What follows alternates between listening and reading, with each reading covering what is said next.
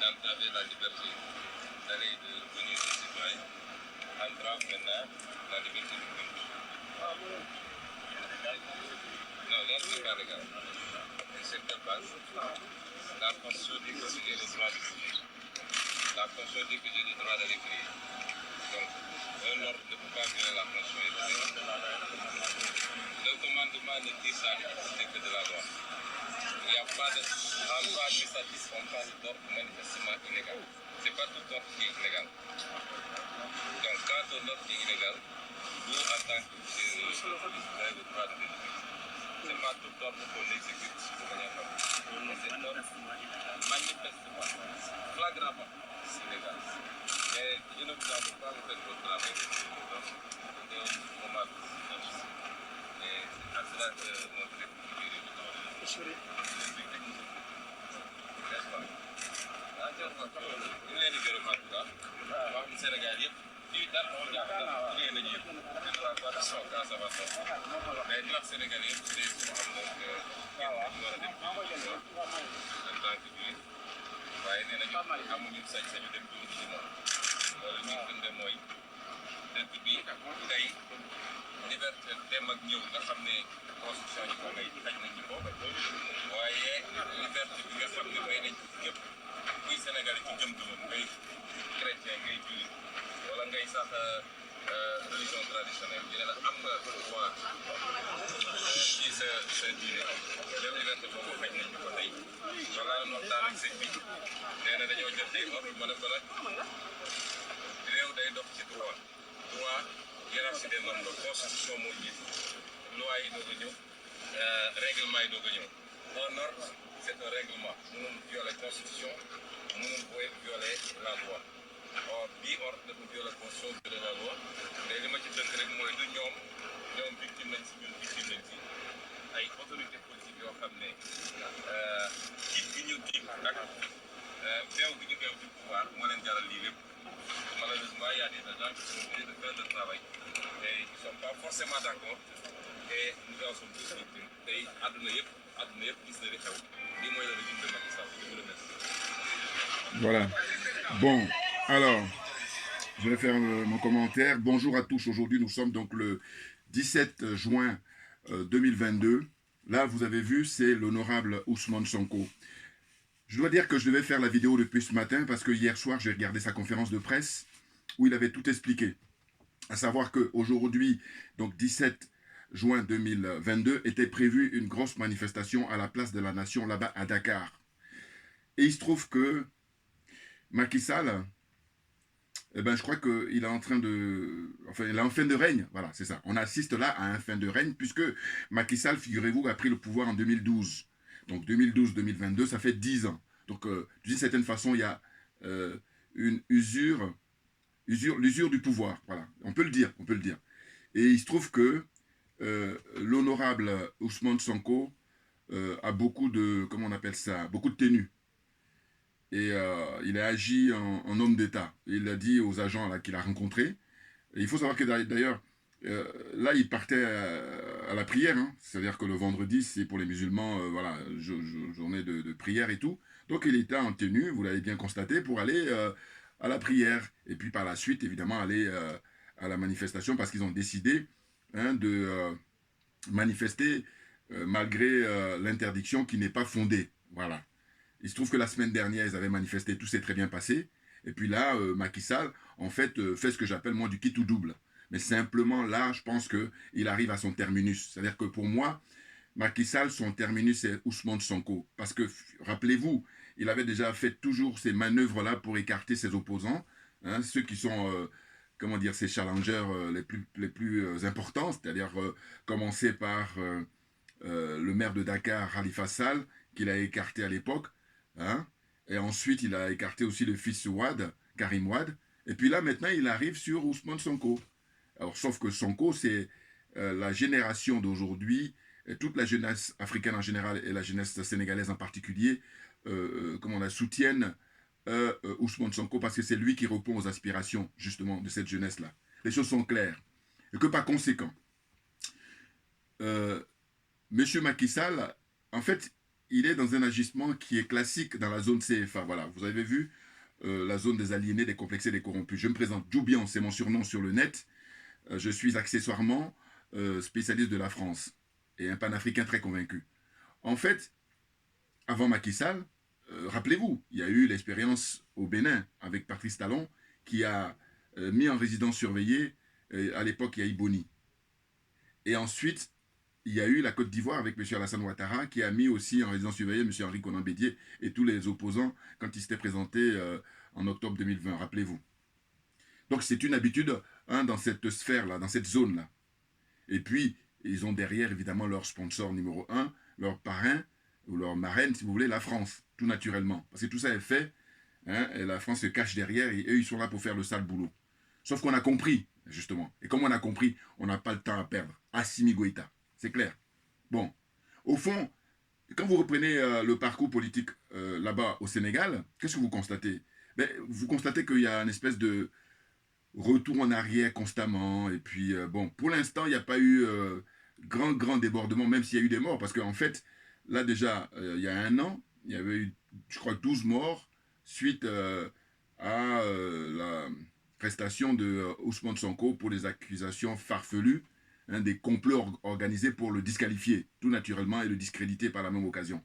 Et la jeunesse ayant compris ça, ils ont manifesté massivement. Vous avez les images sur Internet, sur YouTube, par exemple. Bon. Mais en fait, ce que je tenais à rappeler, c'est quoi? C'est que je dis, mais souvenez-vous, en fait, au Sénégal, il y a eu le père, comment on appelle ça, Léopold Sédar Senghor, un des chantres de la France-Afrique, hein, au même titre qu'Houphouët-Boigny. Hein, chacun un peu dans son domaine. Lui, c'est le domaine culturel, et pour Houphouët-Boigny, c'est le domaine politique-économique. Vous comprenez? Mais tous les deux, ce sont vraiment les défenseurs de la France-Afrique et qui ont même ce concept-là, ils l'ont bien nourri avant de quitter cette terre. Vous comprenez? Et donc, ce sont les héritiers de Houphouët-Boigny là qui sont les Macky Sall et consorts. Macky Sall et M. Alassane Ouattara. Donc, je disais quoi? Je disais que Senghor, à l'époque, dans les années 80, je crois qu'il laisse le pouvoir, voilà. Il était plus intéressé à la littérature, hein, parce qu'il était un homme des lettres. Il avait même le deal, c'est qu'il est rentré à l'Académie française à l'époque, si je me souviens. Et puis, il a été comment on appelle ça, remplacé par son premier ministre de l'époque, c'est Abdou Diouf. Hein, vous savez, le grand monsieur, là, enfin grand, en tout cas au niveau de la taille, parce que je ne sais pas s'il est grand partout. Bon, corrompu, hein, je suis désolé, voilà. Les gens, ils sont à la retraite, ils sont ici en France, alors que tu devrais rentrer au Sénégal ou en Afrique, voilà. Bon, enfin, bon, bref. Donc, lui, il remplace Senghor, et puis, il exerce le mandat de président, et à la fin, au lieu de partir tranquillement, non, il voulait forcer la main, et les Sénégalais se sont levés, et à l'époque, c'était Abdoulaye Wade, qui était porté par la jeunesse, et je me rappelle toujours la précision que m'a apporté un frère sénégalais, qui m'avait dit, en fait, le mouvement à l'époque s'appelait SOPI, c'était le changement, porté par la jeunesse sénégalaise pour mettre Abdoulaye Wade au pouvoir. Et c'est ce qui s'est passé. Après, M. Wade fait lui aussi pareil, il exerce son pouvoir, et à la fin, pareil, au lieu de partir tranquillement, maintenant il voulait forcer la main, et là aussi, remobilisation de la jeunesse sénégalaise pour lui faire comprendre qu'il devait partir. Et c'était pourquoi? C'était pour porter Macky Sall, justement. Macky Sall est né en 1961, en décembre 1961. C'est dire que ce monsieur, il n'a aucune excuse, il a même une circonstance aggravante. Parce qu'au fond, je me dis des gens comme Alassane Ouattara, encore c'est un certain âge, et que ces gens qui sont des gens d'une certaine époque, voilà, qui ont un rapport avec le blanc, avec l'occidental, qui, voilà, on peut comprendre l'espèce de complexe. On peut comprendre entre guillemets si vous voulez. Mais par contre, Macky Sall, compte tenu de son âge, puisqu'il est né en 1961, c'est-à-dire qu'il est né après, même si c'est des pseudo-indépendances, mais en tout cas, c'est des dates, c'est une date symbolique 1960. Vous comprenez? Or, les agissements de ce monsieur-là, ben, il est en concurrence directe avec monsieur Alassane Ouattara. C'est-à-dire quand c'est pas Ouattara, c'est lui. Vous voyez, ils se font ce concours-là. Pour l'aliénation, hein, le complexe vis-à-vis de la France. Les choses sont claires. Vous voyez? Donc là, ce qu'on assiste aujourd'hui en 2022, en réalité, c'est un remake hein, de cette tradition sénégalaise comme ça. Même si c'est vrai que par rapport aux autres pays, il y a en fait, mais je trouve que on n'a pas besoin, on peut faire l'économie de ça, mais bien entendu, surtout quand on se veut civilisé. Donc au fond, c'est dit à un moment donné, lui joue les petits malins de toute façon, Macky Sall, puisque quand il est arrivé en 2012, rappelez-vous, à l'époque, le mandat présidentiel était de 7 ans. À la durée, hein, toujours copié sur la France, hein, voilà, parce que la France aussi à l'époque c'était 7 ans, le mandat présidentiel. Donc lui, qu'est-ce qu'il a décidé entre-temps, quand il a pris le pouvoir en 2012? Il a décidé de réduire le mandat à 5 ans. Bon, quelque chose de, comment dire, appréciable, hein, qui est louable, hein, de réduire le mandat. Et puis de dire quoi? De dire que voilà, le monde moderne, c'est que tu fais 2 fois 5, 10 ans, c'est suffisant. Largement suffisant. Tu as apporté ta contribution pour aider ton pays si tu es quelqu'un d'honnête. Or, qu'est-ce qui se passe? C'est qu'à l'époque, quand Macky Sall avait décidé justement de réduire le mandat, le peuple sénégalais lui a dit bah, écoute, tant qu'à faire, bah, applique-toi cette disposition-là, suite à la modification de la Constitution, pour réduire le mandat présidentiel qui passe de 7 à 5 ans. Il n'a pas voulu, parce que c'est ce que j'appelle les petits malins. C'est-à-dire qu'il a dit non, en fait, j'ai été élu en 2012 pour un mandat de 7 ans, donc je fais mes 7 ans. Donc ce qui a fait que 2012 jusqu'en 2019, voilà, il a eu, comment dire, ses 7 ans. Bon. Après, il faut savoir qu'en 2019, moi je le maintiens, j'insiste, je persiste de signe pour dire que, en réalité, si ce n'était pas avec le concours de Idrissa Seck, parce que c'est lui qui a joué le faux opposant pour empêcher Ousmane Sonko de remporter ces élections-là. En 2019, c'était Sonko qui avait gagné. Pour moi, les choses sont claires. Puisque Sonko avait raflé toute la diaspora sénégalaise à travers le monde, que ce soit aux États-Unis, que ce soit en Espagne, en Europe, en France, partout. Hein, il avait tout raflé. En Allemagne, toute la diaspora sénégalaise avait voté massivement pour Ousmane Sonko. C'est clair. Il n'y a qu'à voir les images d'archives. Vous allez voir quand il a fait ses tournées, hein, les salles étaient archi-combles. Vous comprenez? Bon. Donc là, aujourd'hui, on est dans une situation où ce monsieur-là, il veut se maintenir au pouvoir coûte que coûte. Et d'ailleurs, vous savez, je devais faire ce matin cette vidéo avec d'ailleurs un extrait de la conférence de presse, mais j'étais occupé, voilà, c'est pour ça. Donc, j'ai pas eu le temps. Et donc maintenant, je la fais parce que j'étais dépassé aussi. C'est-à-dire que dans la journée, quand je voyais l'évolution des choses, je me suis dit, mais qu'est-ce que c'est que ça? C'est-à-dire que non seulement il les a écartés des élections, mais maintenant, il est rendu au stade où il ne veut même pas que ils aient le libre choix de circuler. C'est ça qui est très grave. Vous voyez, donc là, quand on dit qu'il a endossé le costume de comment on appelle ça, de dictateur, c'est peu que de le dire. Ça fait longtemps d'ailleurs qu'il a endossé ce costume. Mais là maintenant, en fait, il le montre à qui veut le voir. Voilà. Ceux qui vont essayer d'avoir des doutes, là, il n'y a plus de doute là. Voilà. Pourquoi? Parce que dans une démocratie, le minimum, c'est que les gens puissent vaquer à leurs occupations, puissent circuler. Et là, surtout pour aller à la prière, par exemple. Vous voyez? C'est incroyable. Mais ils sont tous comme ça dans la même disposition. Et je dis, mais moi, ce que ça me donne comme inspiration, c'est que je dis, mais on en arrive là pourquoi? Selon moi, hein, c'est mon point de vue toujours. C'est qu'il y a deux choses. Première chose, je dis, voilà, ça, c'est des gens qui ne sont pas des politiques. Ce sont des intellectuels là, qui ont eu leur diplôme. Lui, par en l'occurrence, c'est un ingénieur. Hein, ingénieur, je crois, des mines. Il est spécialisé dans le pétrole, je crois. Bon. Mais, ça, c'est la première chose. Et très souvent, ce sont eux qui bombent le torse pour venir prendre les postes. Sauf qu'avec le temps, avec l'expérience, on a vu que ce n'est pas suffisant. Parce que là, il s'agit de la politique. Donc pour moi, ces gens-là, si ça dépendait de moi, là, c'est toujours mon point de vue, hein, je les mets plutôt comme conseiller, comme technicien, c'est tout. Parce que c'est deux choses différentes. Le technicien, il est là pour conseiller le politique. Or, ces gens-là ne sont pas des politiques. C'est pour ça qu'on en arrive là. Hein. Deuxième chose, c'est la France qui est derrière, bien évidemment. Parce qu'ils font tout ça au bénéfice de la France, au bénéfice de l'Occident en général, et la France en particulier. Parce que là, on est en plein, hein, comment on appelle ça, fonctionnement de la France-Afrique, là, hein, elle est en plein régime, là. Bon. Sauf que de toute façon, c'est peine perdue, parce que là, je crois qu'il n'a pas compris, il est en train de jouer à ce que j'appelle la roulotte russe, Macky Sall, mais sauf qu'il a perdu avant que le jeu ne démarre. Pourquoi? Mais parce que, au fond, c'en est de trop. Quand on écarte Khalifa Sall à l'époque, quand on écarte Karim Wade, tout ça, parce qu'il sait très bien que s'il organise les élections de manière régulière, eh ben, il n'a aucune chance. Parce que ce qui est extraordinaire chez eux, c'est ça. C'est qu'en fait, ils vont passer leur temps à dire quoi? À dire, bon, voilà, j'ai travaillé, j'ai construit des routes, j'ai construit l'aéroport, hein, j'ai développé le pays. Bon, alors, normalement, si tel est le cas, mais c'est suffisant pour que le peuple puisse facilement te soutenir, hein, et faire de manière à ce que tu puisses rester au pouvoir. J'allais même dire que les peuples peuvent sortir massivement pour dire non, compte tenu de la qualité de ce monsieur, nous voudrions, et puis surtout qu'il n'est pas très vieux, hein, il a 61 ans, et ben on veut qu'il remette encore ça pour qu'il continue à bien travailler. Or, ce n'est pas le cas. En fait, c'est la gestion du bien public, c'est la gestion de l'argent public. Et que par conséquent, le constat qu'on fait, c'est que Macky Sall, il a passé son temps à tremper dans des magouilles avec lui-même, sa famille et ses amis et son frère. Vous voyez, pour les contrats qui concernent le gaz et qui concernent le pétrole au Sénégal. Vous voyez, donc c'est la plupart du temps, j'allais même dire peut-être à 100%, c'est ça qui fait qu'ils ne veulent pas quitter le pouvoir. Parce qu'en réalité, si ces gens-là venaient pour servir l'intérêt général, ben, quand tu es à la fin de ton mandat, ben, voilà, tu acceptes la règle démocratique et puis tu t'en vas. Mais ils ne veulent pas s'en aller. Ils se maintiennent au pouvoir, d'une part parce qu'ils sont impliqués dans des magouilles pas possibles. Ils ont dilapidé l'argent, ils ont escroqué le peuple, hein, à mettre de l'argent sur les paradis fiscaux, alors que cet argent-là pourrait servir pour les hôpitaux, pour les écoles, pour les gens qui en ont besoin, c'est-à-dire à se nourrir, à se soigner et puis à s'éduquer. Vous comprenez? Et au-delà de tout ça, le système de la France-Afrique, c'est qu'ils sont tenus par la France, hein, à comment dire, participer à des obédiences comme ça, qui sont des sectes à la franc-maçonnerie, par exemple, hein, dont il fait partie M. Macky Sall, et c'est la raison pour laquelle ils sont tenus comme un chien en laisse. Vous voyez?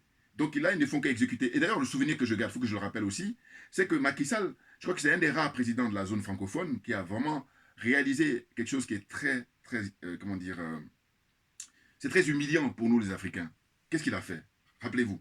En fait, une année, je ne me rappelle plus l'année, en tout cas, voilà, je ne me rappelle plus l'année exacte, mais ce qui est sûr, c'est qu'on peut retrouver ça facilement sur Internet. Il avait fait venir tous ses ministres et ils ont tenu ici à l'Élysée, à Paris, un conseil des ministres. Voilà. Et quand à l'époque, quand j'avais vu ça, je me suis dit, waouh, alors lui, il est sans gêne. Hein.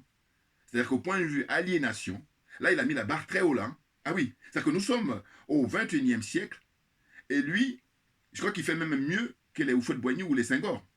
Ah oui, parce que limite, on peut dire qu'eux, à l'époque, on était au 20e siècle. Mais là, on est au 21e siècle et le monsieur, il a fait venir tous ses ministres. Je ne sais plus si c'était en 2014 ou 2015, je ne sais plus. Voilà. Regardez les images d'archives, vous allez voir.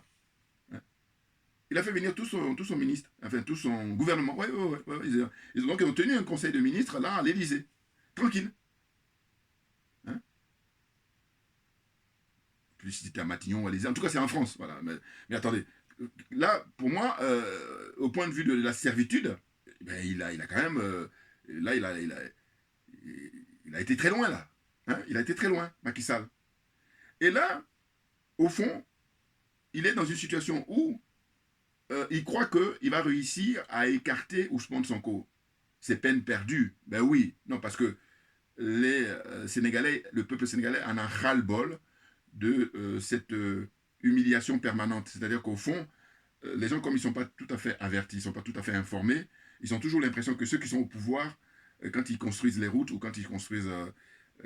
quand ils font leur travail, voilà, ils ont été élus pour ça. Voilà. Mais beaucoup de gens ne savent pas, c'est ça qui est dommage. Et c'est même pour ça qu'ils font le malin. Parce que normalement, ils n'ont aucun mérite. Ils n'ont aucun mérite. À la limite, celui qui a du mérite, c'est celui qui va respecter le peuple. Or, ces gens-là ne respectent pas le peuple. Aucunement. Aucunement. Au contraire, comme j'ai dit, normalement, dans une démocratie qui se respecte, le peuple est souverain et c'est le peuple qui est le patron. Or, eux, c'est le contraire. Quand ils prennent le pouvoir, les Alassane Ouattara, les Macky Sall, les consorts, eux, le peuple devient esclave. Voilà. Voilà. Eux, ils sont les maîtres et le peuple, il est esclave. Donc là, qu'est-ce qu'il fait? Instrumentalise la police, la gendarmerie, hein, donc les forces de l'ordre, il instrumentalise la justice, ainsi de suite, hein, l'administration, tout ça. Hein. Mais on est arrivé à la limite, parce qu'au fond, je vous dis, le Sénégal, c'est pas le Bénin. Le Sénégal, c'est pas la Côte d'Ivoire. Et comme j'ai précisé tout à l'heure, en disant que, voilà, vous avez bien vu, hein, il y a eu l'expérience de Abdou Diouf, il y a eu l'expérience de Abdoulaye Wade, et puis maintenant, c'est lui-même qui va se faire botter les fesses par la jeunesse, sénégalaise. Les choses sont claires, parce qu'ils ont une conscience politique. C'est de ça dont il s'agit. Parce qu'en fait, c'est quoi? Je dis, bon, voilà, là, cette fois-ci, les élections sont prévues au mois de juillet 2022, l'élection des députés, l'élection législative, et il a le culot en fait, de se faire plaisir. Bon, alors évidemment, là, il n'est pas original, puisque je disais tout à l'heure que les autres ont fait avant lui. Mais sauf que, justement, le Sénégal a une particularité, c'est la conscience politique, tout naturellement. Donc, je dis que le peuple, je l'ai déjà dit dans mes vidéos précédentes, mais j'insiste là-dessus, le peuple sénégalais et la jeunesse surtout, ils vont obliger M. Macky Sall à une cohabitation. Ça, c'est dans le meilleur des cas. Ah oui, ça dépend des camps, à quel camp on appartient. Et dans le pire des cas, eh ben, son mandat sera abrégé. C'est-à-dire que là, finalement, il va être le plus gourmand, hein, à vouloir tout gagner, ben, tu perds tout. C'est-à-dire qu'au fond, on lui dit, bon, on va respecter pour que tu termines ton mandat en 2024, mais par contre, dès que 2024 arrive, c'est fini, plus tes bagages, et puis tu laisses la place. Voilà. Mais comme il veut jouer les plus gourmands, eh ben, là, son mandat va être courté. Là. Donc, ça veut dire quoi? Ça veut dire que là, ce qui s'est passé aujourd'hui, en fait, il ne croit pas que les gens de l'opposition, ils vont rester les bras croisés, que ce soit M. Barthélémy Diaz, que ce soit M. Khalifa Sall, et surtout Ousmane Sonko, avec un charisme énorme, et dont il sait très bien que la jeunesse attend beaucoup, hein, des mots d'ordre qu'il va donner pour que soit Macky Sall accepte d'intégrer la coalition conduite par Ousmane Sonko, avec Barthélémy Diaz et Khalifa Sall, ou alors il ne va pas y avoir d'élection. Ah, les choses sont claires. Ils l'ont dit, suffisamment dit dans la conférence de presse. Parce qu'il dit, au fond, quand on dit, par exemple, que on interdit la manifestation pour trouble à l'ordre public, il dit, mais il faut justifier. Et ça, c'est conformément aux dispositions de la Constitution sénégalaise. Je crois que c'est, si je ne me trompe pas, à son article 8, si je ne me trompe pas. Mais en tout cas, dans la Constitution sénégalaise, eh ben, le pouvoir en place peut interdire une manifestation, mais à condition de justifier. Il a dit suffisamment dans sa conférence de presse hier, Ousmane Sonko, par exemple, de dire que voilà, s'il y a une manifestation d'envergure, compte tenu du fait qu'il n'y a pas suffisamment de forces de l'ordre pour couvrir l'événement, ça peut être un élément à retenir, un élément probant. Mais là, en l'occurrence, le message qui est passé par M. Macky Sall et compagnie, avec son ministre de l'Intérieur et tout ça, il ne justifie pas. Juste un mot comme ça pour dire voilà, excusez-moi, c'est les spots là. Voilà. Bon. Et donc, il n'y a pas de justificatif. On a vite compris qu'en fait, non, en réalité, il a peur de la mobilisation qui va prendre de l'ampleur de plus en plus. Vous voyez? Donc, j'ai dit que quand on regarde le passé de la vie politique au Sénégal, on se dit, mais pourquoi on est obligé d'en arriver? On a obligé d'arriver parce que je ne vais pas me répéter, mais c'est ce que j'ai déjà expliqué en détail. Hein, j'espère que je me suis fait comprendre. Voilà. Donc là, c'est pour dire quoi? C'est pour dire qu'en fait, on n'a pas de temps à perdre. Macky Sall, deux choses, deux options. Soit tu acceptes la cohabitation, toi et tes sbires, hein, avec l'opposition, avec Ousmane Sonko, parce qu'en fait, sa bête noire, c'est Ousmane Sonko. C'est clair. Tout le monde l'aura compris. Soit tu acceptes ça, et ça c'est dans le meilleur des cas, ou alors ton mandat sera abrégé. Là, on est aujourd'hui le 17 juin 2022. Ça veut dire que, grosso modo, c'est dans un mois et demi. Voilà, l'échéance législative. Mais ils ont décidé de manifester, de toute façon, toutes les semaines. Voilà. Donc là, à un moment donné, je crois que il est question, j'avais posté un commentaire où j'ai dit qu'en fait, il est question que la jeunesse sénégalaise se lève comme un seul homme et agisse comme un huissier et aille chercher Macky Sall là-bas dans son palais et le sortir, l'expulser du palais. C'est de ça dont il s'agit. Mais bien entendu, non, parce que ces gens-là, ils passent leur temps, en fait, à donner l'impression qu'ils sont des démocrates alors que ce sont des dictateurs. Et quand on dit dictateur pour eux, c'est un euphémisme. Vous comprenez? Ce ne sont pas des politiques, ce sont des hommes d'affaires, ce sont des techniciens. Et là, c'est une usurpation permanente. Et d'ailleurs, ce que j'appelle le coup d'État permanent. C'est-à-dire qu'en fait, en apparence, comme ils sont soutenus par la France sponsor, qui a ses bases militaires, qui a les moyens pour corrompre les uns et les autres, hein, à tous les niveaux, hein, au niveau moral et au niveau matériel, voilà, ça y va. Hein. Et de toute façon, c'est le mécanisme même de la France-Afrique. On est d'accord. Vous voyez? Donc là, je crois que les temps sont révolus. Hein. Nous sommes à l'époque maintenant où il y a une génération consciente. Et je me dis, Didier Awadi, qu'est-ce que tu fais? Ouais, à chanter, comme à Tikenja, là. Vous avez chanté. Maintenant, il faut apporter votre soutien à la coalition conduite par Ousmane Sonko. Bien entendu. Parce que quand on parle de Thomas Sankara, mais Sankara, quel était son message? Son message, c'était de dire que les Africains doivent être indépendants, les pays africains doivent être souverains. Et il a payé le prix fort, puisque le pauvre, voilà, il a laissé sa vie. Et vous passez votre temps à dire, oui, je vais aller marcher pour lui rendre hommage, je vais aller sur son mémorial. Des conneries. Quand je dis des conneries, je dis que vous êtes profondément malhonnête. Parce qu'en réalité, si vous retenez, si vous respectez le message de Sankara, normalement, aujourd'hui, à l'époque où on vit, malheureusement, ils ne sont pas nombreux, mais Dieu fait qu'on en a. Hein, des gens comme Assimi Goïta, il faut les soutenir à mort. Des gens comme Ousmane Sonko, il faut les soutenir à mort. Parce que c'est clair, hein, dans ses discours, il se prononce pour dire que ça suffit, on va mettre fin, hein, au franc CFA, on va mettre fin aux bases militaires, c'est-à-dire que les pays comme le Sénégal, comme toute la zone, là, voilà, la zone des aliénés, des complexés, des corrompus, la zone franc CFA, là, ils vont retrouver leur indépendance, leur vraie indépendance, et puis leur souveraineté. C'est de ça dont il s'agit. Or là, vous êtes plongé dans le mythisme, voire même dans la connivence avec le pouvoir en place pour faire perdurer ce système-là qui nous opprime, qui nous oppresse, qui nous humilie. Est-ce que c'est normal ça? Est-ce que ça peut durer ça? Vous comprenez? Donc je dis que là, on a les images d'archives pour savoir, le moment venu, que sont ceux qui ont pris des risques, que sont ceux qui se sont prononcés ouvertement, et on saura quoi faire. C'est pas possible, sinon c'est trop facile. Sinon c'est trop facile. Voilà, c'est ce que j'avais à dire aujourd'hui concernant là, ce qui se passe au Sénégal, et je crois que c'est le début, la chronique de la fin du mandat de M. Macky Sall. Les choses sont claires. Merci à vous tous pour votre, votre attention. Voilà, excusez-moi, mais c'est incroyable. Merci bien et puis à très bientôt.